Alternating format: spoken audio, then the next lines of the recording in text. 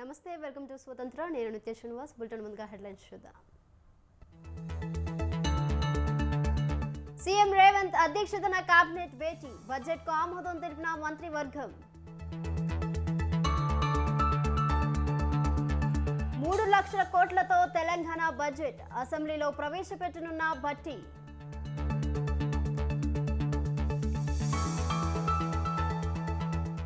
నేడు అసెంబ్లీకి కేసీఆర్ ప్రతిపక్ష హోదాలో తొలిసారి హాజరు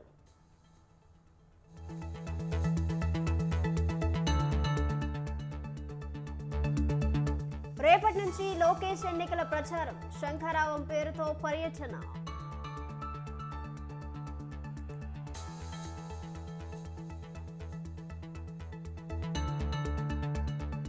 ఇవాళ కాంగ్రెస్ లో చేరనున్న పట్నం మహేందర్ రెడ్డి పార్టీ కండువా కప్పి ఆహ్వానించనున్న ఖర్గే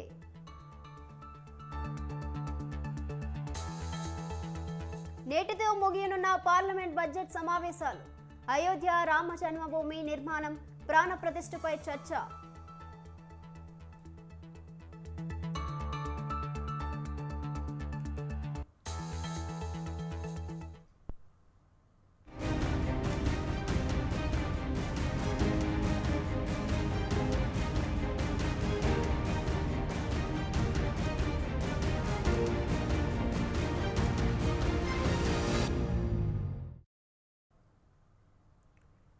అసెంబ్లీ కమిటీ హాల్లో తెలంగాణ కేబినెట్ భేటీ అయింది. సీఎం రేవంత్ రెడ్డి అధ్యక్షతన సమావేశమైన మంత్రివర్గం ఓట్ ఆన్ అకౌంట్ బడ్జెట్ కు ఆమోదం తెలిపింది.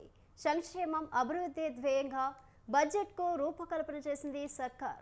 కాంగ్రెస్ ప్రభుత్వ హయాంలో తొలి బడ్జెట్ పై సర్వత్రా ఆసక్తి నెలకొంది. 3 లక్షల కోట్ల అంచనాతో బడ్జెట్ ఉంటుందని తెలుస్తుంది.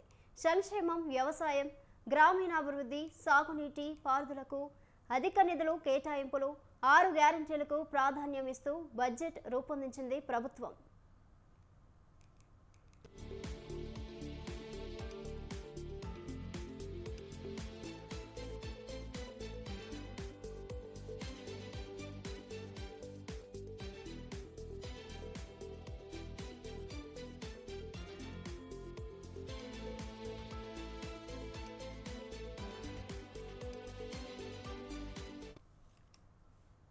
పన్నెండు గంటలకు శాసనసభలో ఆర్థిక మంత్రి బట్టి విక్రమార్క బడ్జెట్ను ప్రవేశపెడతారు. బడ్జెట్లో అన్ని అంశాలు ఉంటాయని బట్టి విక్రమార్క తెలిపారు. పార్టీ ఇచ్చిన హామీలను అమలు చేస్తామన్నారు. ఆస్తులు, అప్పులతో పాటు కేంద్రం నుండి వచ్చే ఆదాయం పైన ప్రసంగంలో ఉంటాయన్నారు. అసెంబ్లీ ప్రాంగణం నుంచి దీనిపై మరింత సమాచారం మా ప్రతినిధి శ్రీనివాస్ లైవ్లో అందిస్తారు. శ్రీనివాస్, నిత్య కాంగ్రెస్ ప్రభుత్వం ఏర్పడ్డ తర్వాత మొదటిసారి అసెంబ్లీలో బడ్జెట్ను ప్రవేశపెట్టబోతుంది. ఈ బడ్జెట్ ఓట్ ఆన్ అకౌంట్ బడ్జెట్గా ఇప్పటికే ముఖ్యమంత్రి అదేవిధంగా ఆర్థిక శాఖ మంత్రి బట్టి విక్రమార్క కూడా ప్రకటించారు. గత కొద్ది నిమిషాల క్రితమే ముఖ్యమంత్రి రేవంత్ రెడ్డి అధ్యక్షన క్యాబినెట్ సమావేశం జరిగింది. అసెంబ్లీలో ప్రవేశపెట్టే బడ్జెట్ పైన క్యాబినెట్ ఒక నిర్ణయం తీసుకొని ఆమోద ముద్ర కూడా వేసింది. ప్రధానంగా ఈ ఓట్ ఆన్ బడ్జెట్ తెలంగాణ రాష్ట్ర అభివృద్ధితో పాటు సంక్షేమం వైపు తీసుకెళ్లాలన్నటువంటి లక్ష్యంతో కాంగ్రెస్ ఈ బడ్జెట్ను ప్రవేశపెట్టనుంది. 12 గంటలకు అసెంబ్లీలో జరిగేటువంటి శాసనసభలో జరిగేటువంటి సమావేశంలో ఆర్థిక శాఖ మంత్రి ఉప ముఖ్యమంత్రి బట్టి విక్రమార్క ఈ బడ్జెట్ను ప్రవేశపెట్టనున్నారు. అదేవిధంగా మండలిలో ఐటీ శాఖ మంత్రి, శాసనసభ వ్యవహారాల మంత్రి శ్రీధర్ బాబు ఈ బడ్జెట్ను ప్రవేశపెట్టనున్నారు. ముఖ్యంగా గత ఎన్నికల్లో కాంగ్రెస్ పార్టీ అమలు చేస్తామని హామీలు ఇచ్చినటువంటి 6 గ్యారంటీలకే ప్రాధాన్యత ఇచ్చే అవకాశంతో పాటు ముఖ్యంగా అభివృద్ధి, సంక్షేమం ఈ రెండింటికి ప్రాధాన్యతనిచ్చే విధంగా బడ్జెట్ను రూపకల్పన చేసినట్లు తెలుస్తూ ఉంది. ప్రధానంగా 6 గ్యారంటీలతో పాటు ఇరిగేషన్ లాంటి, వ్యవసాయం లాంటి శాఖలకు ప్రాధాన్యత ఇవ్వడంతో పాటు పేద ప్రజల, మధ్యతరగతి ప్రజలను దృష్టిలో పెట్టుకొని బడ్జెట్ను రూపొందించినట్లు తెలుస్తూ ఉంది. ప్రధానంగా ఈ బడ్జెట్ అంటే రాష్ట్ర అభివృద్ధికి అదేవిధంగా సంక్షేమానికి పెద్దపీట వేసే విధంగా ఉంటుందన్నటువంటి అన్నటువంటి విషయాన్ని ఆర్థిక శాఖ మంత్రి బట్టి విక్రమార్క చెప్పారు. ఆ అన్ని వర్గాల ప్రజలను దృష్టిలో పెట్టుకునే ఈ బడ్జెట్ను రూపొందించారు. ప్రధానంగా ఇప్పటికే ప్రతిపక్షాల నుండి విమర్శలు వస్తున్నాయి. గత ఎన్నికల సమయంలో కాంగ్రెస్ పార్టీ ఆచరణకు సాధ్యం కాని అమలుకు నోచుకోలేనటువంటి హామీలనిచ్చి మోసం చేసి అధికారంలోకి వచ్చిందన్నటువంటి విషయాన్ని ప్రతిపక్షాల నుండి విమర్శలు వస్తున్నటువంటి దాన్ని దృష్టిలో పెట్టుకునే వాటి అన్నిటినీ తిప్పికొట్టడానికి కాంగ్రెస్ ప్రభుత్వం 6 గ్యారంటీల అమలుకు ప్రాధాన్యత ఇవ్వడంతో పాటు ఏ శాఖకు ఎంత కేటాయించాలి, తాము చేస్తున్నటువంటి ఈ అమలు కార్యక్రమాలకు సంబంధించినటువంటి వాటిని ప్రధానంగా ఇటు 6 గ్యారంటీల్లో ఉన్నటువంటి వాటికే ప్రాధాన్యత ఇచ్చే అవకాశం ఉందని చెప్పవచ్చు. ముఖ్యంగా అభివృద్ధితో పాటు పేద ప్రజల సంక్షేమాన్నే దృష్టిలో పెట్టుకొని ఈ కేటాయింపులు జరిగే అవకాశం ఉంది. దాదాపుగా ఇప్పటికే అంటే రాష్ట్ర ప్రభుత్వం ఇచ్చినటువంటి హామీలలో 2 హామీలను అమలు చేసి ప్రజలకు ముందు కాంగ్రెస్ ప్రభుత్వం ఏదైతే అమలుకు నోచుకోలేనటువంటి అంశాల మీద ప్రతిపక్షాలను విమర్శలను తిప్పికొట్టే విధంగా ఈ బడ్జెట్ను రూపొందించినారని చెప్పవచ్చు. అదేవిధంగా ఈ శాసనసభ మా ఓటాన్ బడ్జెట్టు అంటే పూర్తి స్థాయి బడ్జెట్టుగా రూపొందించే అవకాశం ఉంది. గత ప్రభుత్వం చేసినటువంటి బడ్జెట్టులో ఎంత కేటాయింపులు జరిగాయి, ఎంత వ్యయం చేశారన్నటువంటి విషయాన్ని కూడా ప్రస్తావించే అవకాశం ఉంది. మొత్తంగా కాంగ్రెస్ ప్రభుత్వం ప్రవేశపెట్టే ఓటాన్ బడ్జెట్టు రాష్ట్ర అభివృద్ధితో పాటు పేద ప్రజల సంక్షేమాన్ని, మధ్యతరగతి ప్రజల సంక్షేమాంతో పాటు అంటే ఉద్యోగ కల్పన, అదేవిధంగా నిరుద్యోగులను దృష్టిలో పెట్టుకొని కూడా ఈ బడ్జెట్ రూపకల్పన చేసే అవకాశం ఉందన్నటువంటి సమాచారం ఉంది. ప్రధానంగా 2 లక్షల ఉద్యోగాలను కల్పిస్తాము. ఆ ఉద్యోగాలకు సంబంధించినటువంటి అంశాన్ని కూడా ప్రధానంగా ఈ బడ్జెట్లో పొందుపరిచే అవకాశాలు కూడా ఉన్నట్టు తెలుపుతుంది. అదేవిధంగా నిరుద్యోగుల సమస్యకు సంబంధించింది, అదేవిధంగా పేద ప్రజలను దృష్టిలో పెట్టుకొని వ్యవసాయానికి, వైద్యానికి కూడా ప్రాధాన్యత ఇచ్చే అవకాశం ఉందని చెప్పవచ్చు. మొత్తంగా ఈ బడ్జెట్ పైన ఇటు రాష్ట్ర ప్రజలతో పాటు మిగతా రాజకీయ పక్షాలు కూడా ఎంతో ఆసక్తిగా ఉంది. అయితే ఈ 12 గంటలకు ప్రవేశపెట్టేటువంటి బడ్జెట్ అంటే ఉప ముఖ్యమంత్రి ప్రవేశపెట్టే బడ్జెట్ అనంతరం, అదేవిధంగా మండలిలో ప్రవేశపెట్టిన తర్వాత ఈ బడ్జెట్ అనంతరం ఈ సభ వాయిదా పడే అవకాశం ఉంది. ఈ సమావేశాలకు ప్రతిపక్ష నేత అయినటువంటి కేసీఆర్ కూడా వచ్చే అవకాశాలు ఉన్నటువంటి సమాచారం ఉంది. మొత్తంగా ఈ బడ్జెట్ రూపకల్పనకు మాత్రం ఇటు కాంగ్రెస్లోని ముఖ్యులతో పాటు ఇతరుల అంటే సలహా మండలికి లేకున్నా కూడా అంటే ఇతర రంగాల్లో ప్రాధాన్యత ఉన్నటువంటిది వాళ్ళ సలహాలను కూడా తీసుకున్నట్టు తెలుస్తుంది. కాంగ్రెస్ ప్రభుత్వం ఏది చేపట్టినా ఏకపక్ష నిర్ణయం తీసుకోకుండా అందరి ఆలోచనలతోని రాష్ట్ర ప్రభుత్వం చేపట్టేటువంటి ఈ హామీలతో పాటు రాష్ట్ర అభివృద్ధిని దృష్టిలో పెట్టుకొని ఈ బడ్జెట్ను రూపొందించినట్లు కాంగ్రెస్ పార్టీ మంత్రులు, ఎమ్మెల్యేలు చెప్తున్నారు. నిత్య. Right Srinivas, thank you.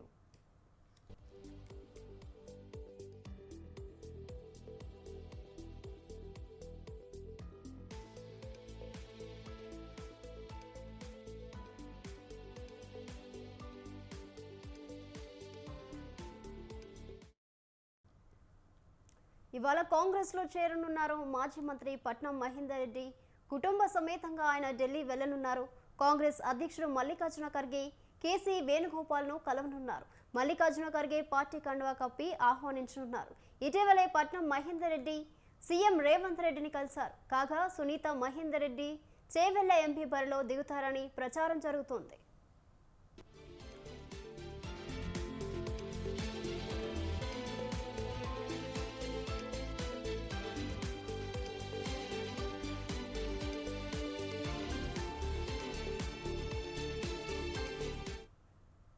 ఇవాళ కాంగ్రెస్లో చేరనున్నారు మాజీ మంత్రి పట్నం మహేందర్ రెడ్డి. కుటుంబ సమేతంగా ఆయన ఢిల్లీ వెళ్లనున్నారు. కాంగ్రెస్ అధ్యక్షుడు మల్లికార్జున ఖర్గే కేసీ వేణుగోపాల్ను కలవనున్నారు. మల్లికార్జున ఖర్గే పార్టీ కండువా కప్పి ఆహ్వానించనున్నారు. ఇటీవలే పట్నం మహేందర్ రెడ్డి సీఎం రేవంత్ రెడ్డిని కలిశారు. కాగా సునీత మహేందర్ రెడ్డి చేవెళ్ల ఎంపీ బరిలో దిగుతారని ప్రచారం జరుగుతుంది. దీనిపై మరింత సమాచారం మా ప్రతినిధి రాజు ఫోన్ లైన్లో అందిస్తారు. రాజు.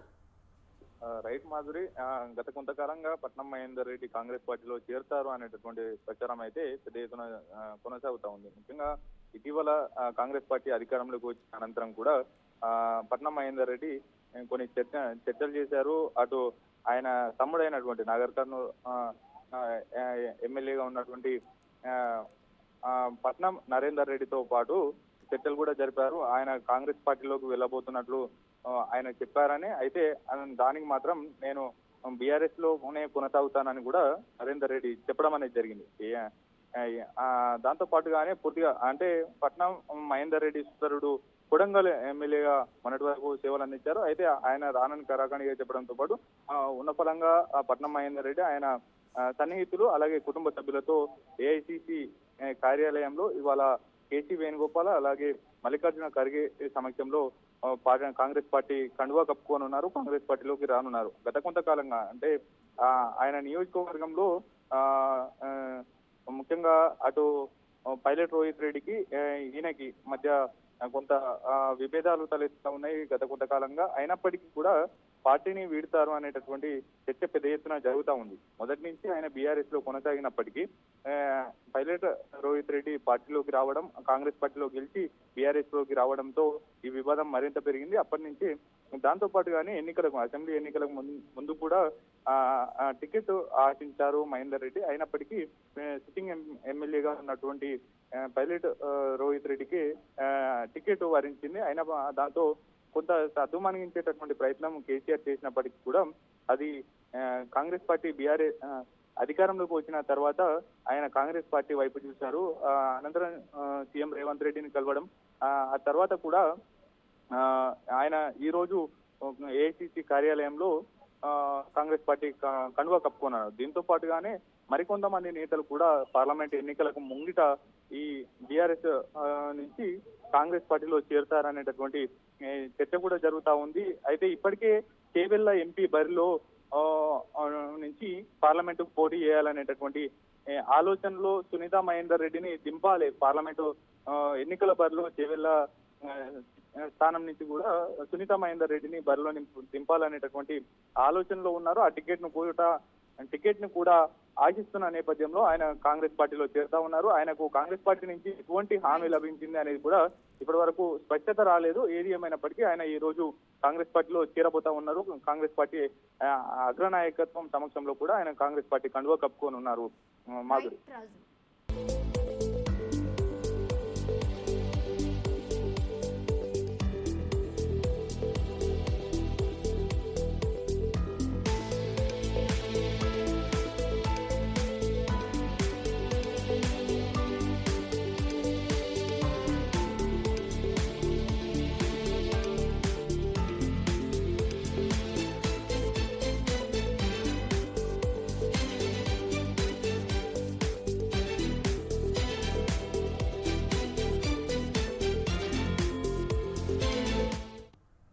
బ్రేకింగ్ న్యూస్ చూస్తున్నాం. వికారాబాద్ జిల్లా పరిగి మండలం జీడిగడ్డ తాండా వద్ద ఉద్రిక్త నెలకొంది. భూమి పరిశీలించేందుకు రాత్రి సమయంలో వచ్చిన ఆర్టీఓ ఎంఆర్ఓలను గిరిజనులు అడ్డుకున్నారు. గిరిజన మహిళల కర్రలతో వచ్చి ఆర్టీఓ ఎంఆర్ఓ వాహనాలకు అడ్డుగా నిల్చున్నారు. రాత్రి సమయంలో వచ్చి భూములు పరిశీలించడంపై తాండావాసులు ఆగ్రహం వ్యక్తం చేశారు. తమకు ఎలాంటి సమాచారం ఇవ్వకుండా తమ భూములను ఎలా పరిశీలిస్తారని రైతులు నిలదీశారు. కొన్నేళ్లుగా ఇవే భూముల్లో వ్యవసాయం చేస్తున్నామని, రాత్రిపూట వచ్చి వేరొకరిని అని ఎలా చెబుతున్నారని రెవెన్యూ అధికారులపై ఆగ్రహం వ్యక్తం చేశారు. తమ భూముల జోలికొస్తే ఊరుకునేది లేదంటున్నారు గిరిజనులు.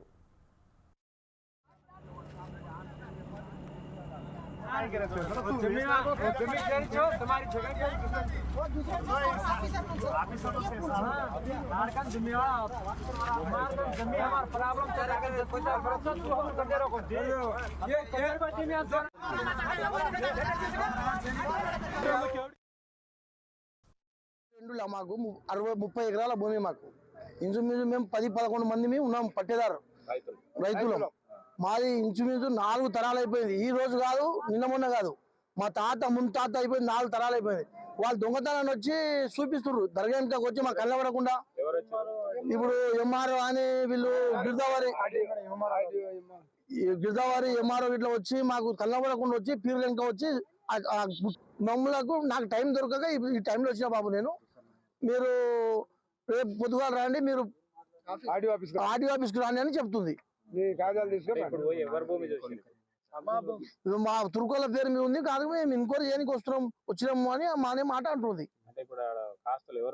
కాస్తులు ఎవరు లేరు సార్, మేమే ఉన్నాము, మేమే ఉన్నాము, ఇక్కడ 62లో మేమే ఉన్నాం. అక్కడ లోపలికి పోయినట్టు అడవి, అది జంగల్లో ఎవరు ఉన్నారు?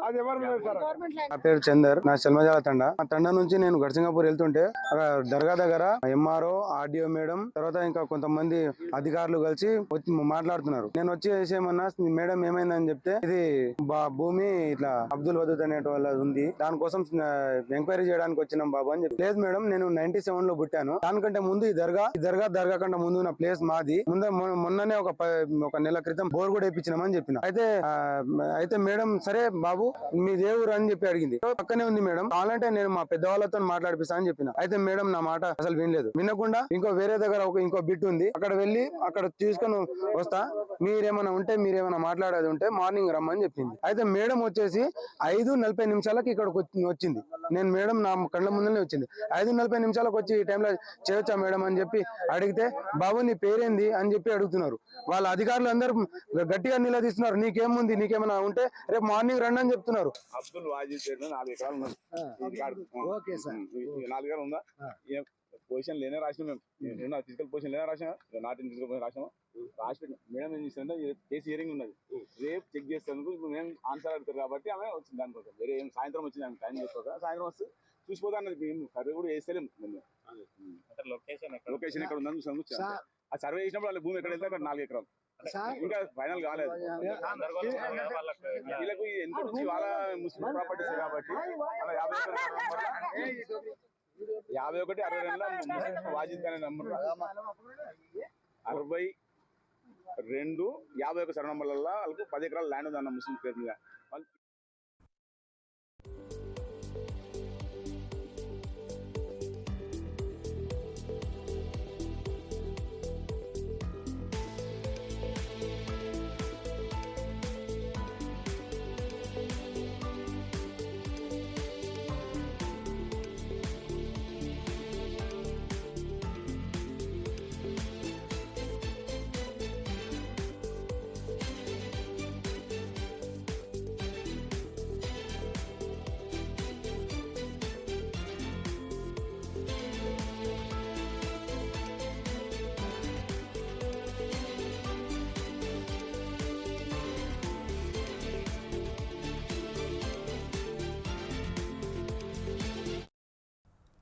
రైట్, మరో బ్రేకింగ్ న్యూస్ చూస్తున్నాం. సైబర్ నేరగాళ్లు రెచ్చిపోతున్నారు, రకరకాల మోసాలతో అమాయకులను దోచుకుంటున్నారు.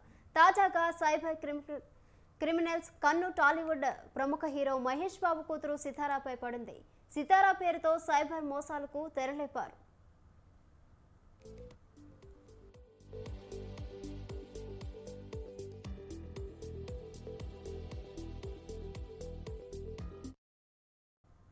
నటుడు మహేష్ బాబు కూతురు సితారా పేరుతో అభిమానులకు ఫేక్ ట్రేడింగ్ లింక్స్ పంపిస్తున్నారు సైబర్ నేరగాళ్లు. ఇన్స్టాగ్రామ్లో ఫేక్ ట్రేడింగ్ లింక్స్ పంపి నగదు కాజేస్తున్నారు. ఈ వ్యవహారం సోషల్ మీడియాలో కలకలం రేపింది. ఈ విషయం మహేష్ బాబు టీం దృష్టికి వెళ్ళింది. వెంటనే వారు అలర్ట్ అయ్యారు. సైబరాబాద్ సైబర్ క్రైమ్ పోలీసులకు ఫిర్యాదు చేశారు. వారి ఫిర్యాదుతో కేసు నమోదు చేసిన పోలీసులు దర్యాప్తు చేపట్టారు. త్వరలోనే సైబర్ నేరగాళ్లను గుర్తించి పట్టుకుంటామని పోలీసులు తెలిపారు. అంతవరకు అప్రమత్తంగా ఉండాలని విజ్ఞప్తి చేశారు.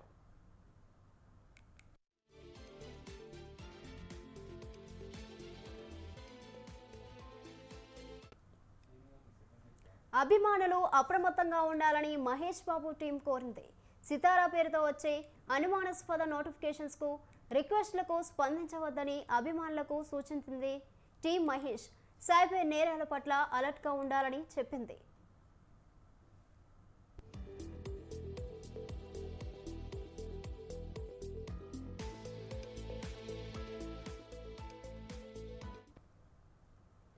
హైదరాబాద్లో కలకలం రేపిన స్థిరాస్తి వ్యాపారి సింకోటం రాము హత్య కేసులో 8 మంది నిందితులను పోలీసులు అరెస్ట్ చేశారు. వారిలో 2 మహిళలు కూడా ఉన్నారు. పాత కక్షలు, అసూయ కారణంగానే తోటి స్నేహితుడు పథకం ప్రకారం దారుణంగా అంతమొందించినట్టు జూబ్లీహిల్స్ ఏసీపీ హరిప్రసాద్ తెలిపారు. జీడిమెట్లకు చెందిన మణికంఠ, రాము 2 స్నేహితులు. వీరిద్దరూ మరికొంతమందితో కలిసి జూవా గేమ్ ఆడేవారని, దీంతో 2 మధ్య స్నేహం ఏర్పడిందని ఏసీపీ చెప్పారు. తరచూ గేమ్లో రాము డబ్బులు గెలవడంతో మణికంఠ కక్ష పెంచుకున్నాడు.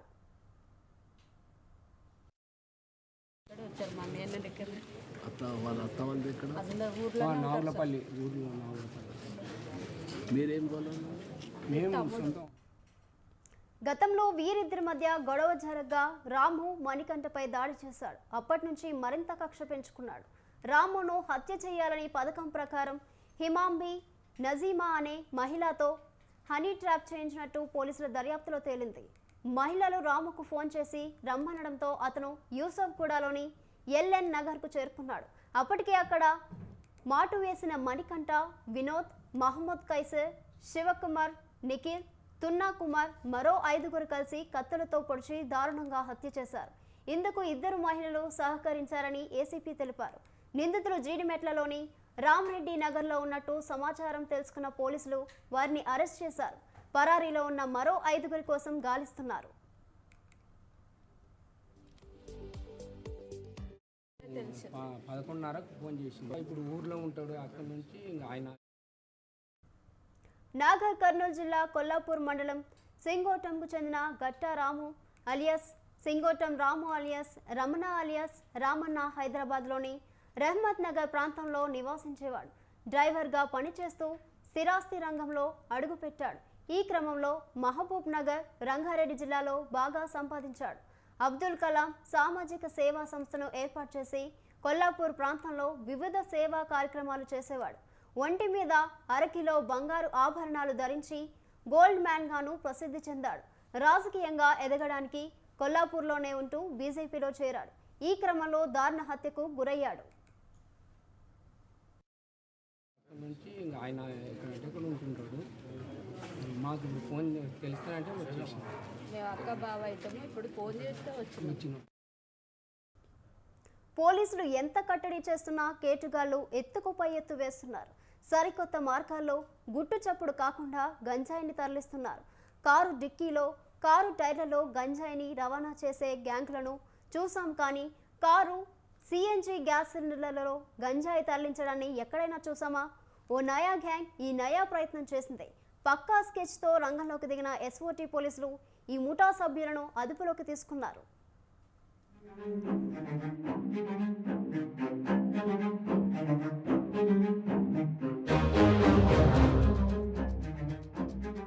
ఎన్ని గ్యాంగులు పట్టుబడుతున్నా, ఎన్ని నెట్వర్క్లను ఛేదిస్తున్నా గంజాయి రవాణాకు మాత్రం బ్రేక్ పడ్డం లేదు. రోజుకో ముఠా సరికొత్త మార్గాల్లో గంజాయిని రవాణా చేస్తుంది. తాజాగా మరో గంజాయి రవాణా ముఠాను మేడ్చల్ ఎస్ఓటీ పోలీసులు పట్టుకున్నారు. సిఎన్జి గ్యాస్ సిలిండర్లు గ్యాస్ కు బదులు గంజాయి పట్టాలు పెట్టి రవాణా చేయడానికి ఈ ముఠా ప్రయత్నం చేసింది. పెట్రోల్ కారే అయినా పైకి సిఎన్జి గ్యాస్ తో నడిచే కారులా కలరింగిస్తూ కారు డిక్కీలో సిఎన్జి సిలిండర్ ను కేటుగల్లో అమర్చారు. పోలీసులు పట్టుకున్న సిలిండరే కదా అని వదిలేస్తారని భావించారు. అయితే సీన్ రివర్స్ అయింది. పోలీసులకు అడ్డంగా దొరికిపోయారు.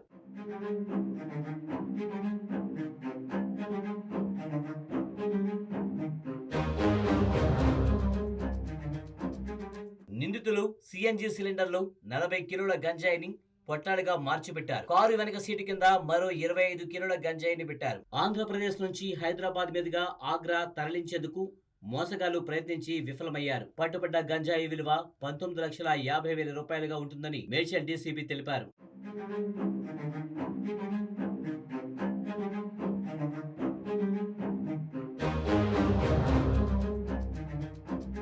ఉత్తరప్రదేశ్ కు చెందిన అరవింద్ చౌదరి, అభిషేక్ తోమర్, ఆశిష్ కుష్వాంత్, ఆకాశ సోలంకి అనే 4 వ్యక్తులు ముఠాగా ఏర్పడి ఈ నేరానికి పాల్పడ్డారు. నిందితులను పోలీసులు అదుపులోకి తీసుకున్నారు. అరవింద్ చౌదరి ఓ మర్డర్ కేసులో అరెస్ట్ అయి జైలు శిక్ష అనుభవించాడని, జైలులో పరిచయమైన వ్యక్తుల ద్వారా గంజాయి వ్యాపారానికి తెరలేపాడని డీసీపీ తెలిపారు. నిందితుల నుంచి 2 కార్లు, 6 మొబైల్ ఫోన్లను పోలీసులు స్వాధీనం చేసుకున్నారు.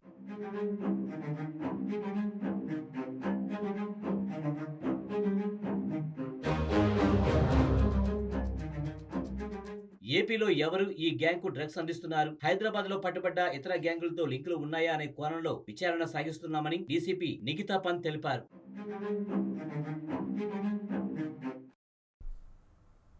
ఇవి బులెటిన్ డీటెయిల్స్. కీప్ వాచింగ్ స్వతంత్ర.